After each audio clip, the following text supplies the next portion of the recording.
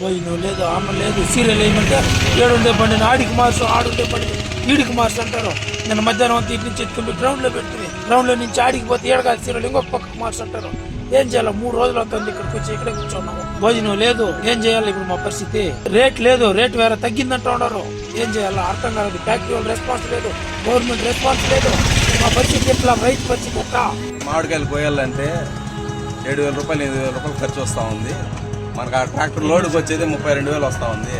7,000 8,000 పోతే అది వచ్చేది 25,000 ఏం మిగులుతుంది రోడ్డు. దానికి దున్నిందంతా, మందులు కొట్టేదంతా, దానికి పెట్టుబడి అంతా ఇదంతా చేస్తే గవర్నమెంట్ ఏం చేస్తా ఉందో తెలియట్లేదు. అడ్జస్ట్మెంట్లోనే సీరియల్ ముందు వేసుకుంటా ఉన్నారు.